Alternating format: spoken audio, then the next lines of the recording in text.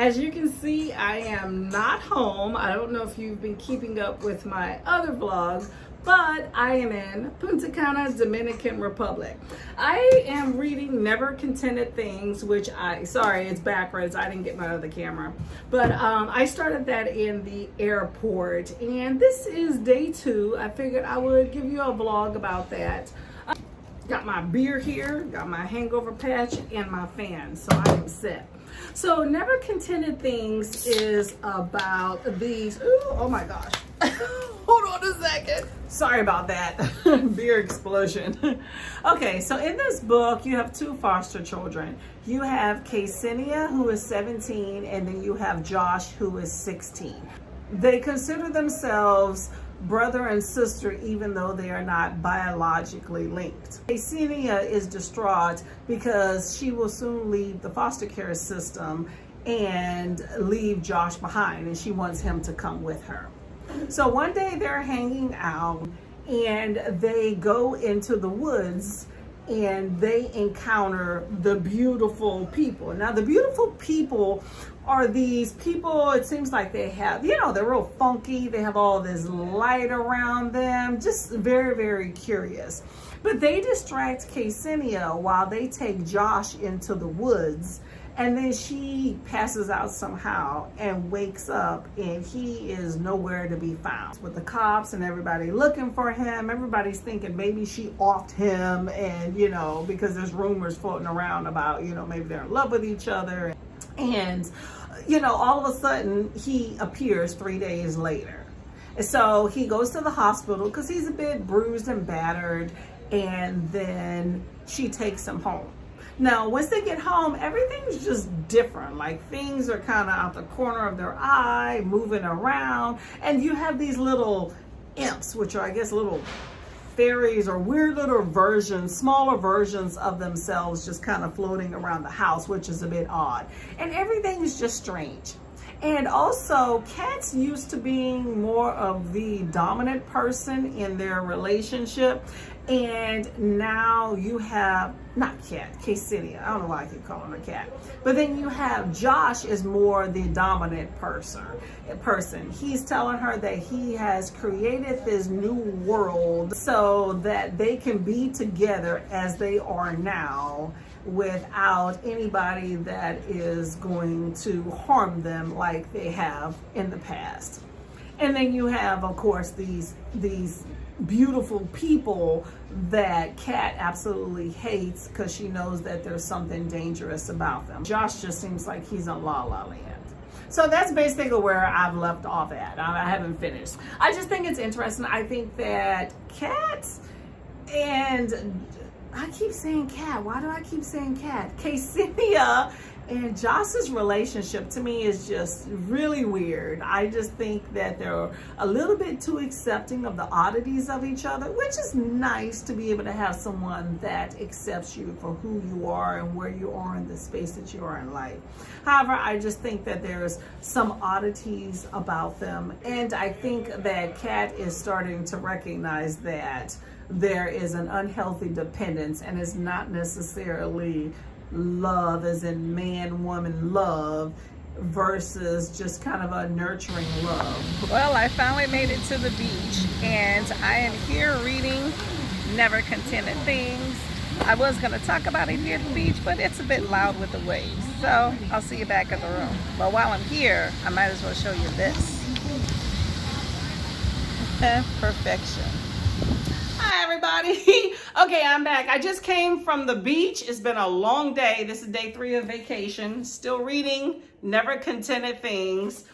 So you have Josh and Cana are still in this realm. Now Josh seems to be just aloof. He turns into this very controlling person. He seems very selfish, and I think Cana is definitely picking up on that, about everything in this world is perfect, and the idea that somebody else does not think the same thing is just dumbfounded to him. Cana seems like she's a bit depressed with the situation. You know, am I even the real person, you know, because this is just like this shell world where nobody's at. And she feels like the fairy tale people, that's the beautiful people. Prince is one of the guys, or Cell and all the other folks. She feels that maybe they're controlling him. And so she's there, you know, she has these little imps that are like little miniature distorted versions of herself. You know, they're doing this symbolic thing of building this other story of the house that they live in. And, you know, she can't access it because she's kind of bearing her feelings. It's pretty interesting, really symbolic. Anyway, so Josh brings Lexi, which is one of their friends from back home, to this realm. And it looks like he's trying to trap her there. But Ksenia is like, no, girl, don't eat anything. Don't drink anything. Get the hell out of here. Don't trust Josh. And she does, which labels her to Josh as a bit of a traitor. Josh is now slowly starting to, you know, have a different opinion of Ksenia. He thinks that maybe she is plotting somehow with Lexi and, you know, maybe doesn't care about him as much as he cares about her. But he is torn because, of course, he's all in love with Ksenia. These beautiful people feel some type of way that Lexi had the audacity to actually leave this world of theirs, and they want revenge. So they're having these alternate versions, doppelgangers of all the people that they take from the real world, and they're launching this offensive headed by who? Your boy Josh. So I just think that it's getting pretty juicy. I want to know what Lexi's gonna do. I just feel like this whole book is in Twilight Zone and it's keeping me captivated. So I think it's gonna be some good beach reading tomorrow. Okay, day 3 of vacation. I did not have a lot of time to read on the beach and by the pool. However, what I did read was really, really juicy. Ooh.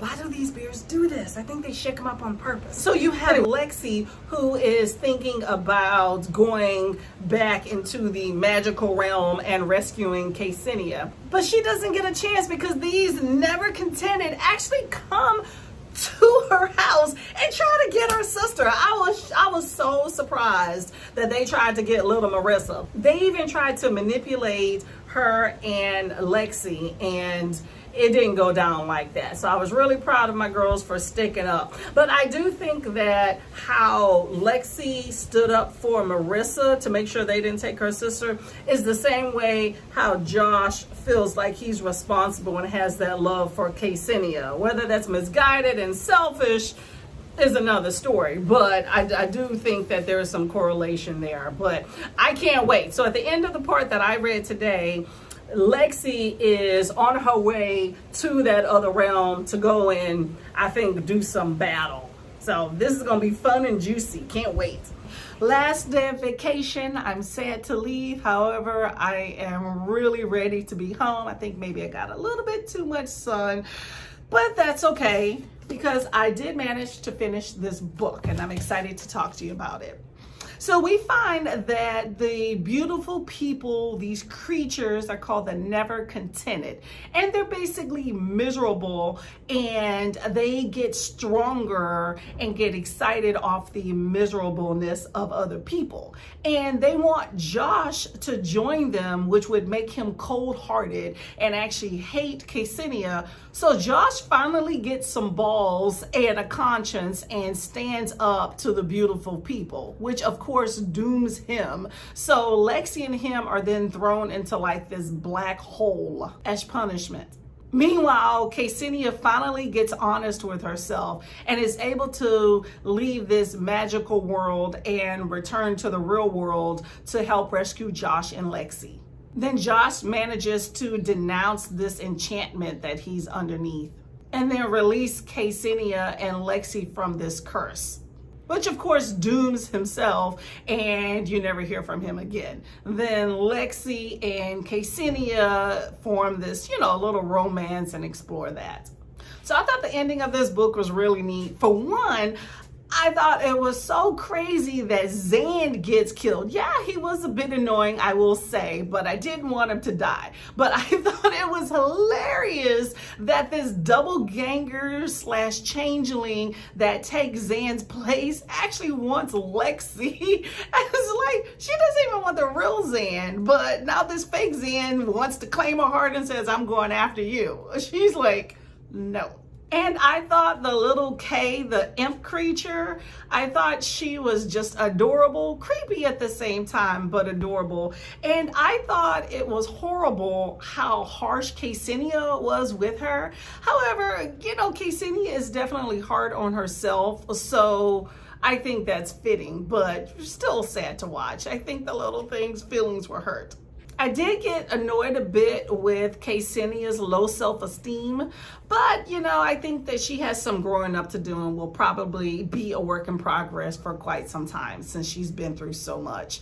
The fake Ksenia, the changeling, I really felt in the end that Ksenia should have taken her under her wing, you know, because she was lost at one point and still is. I felt that it was just a bit harsh to leave her flapping in the wind and sad.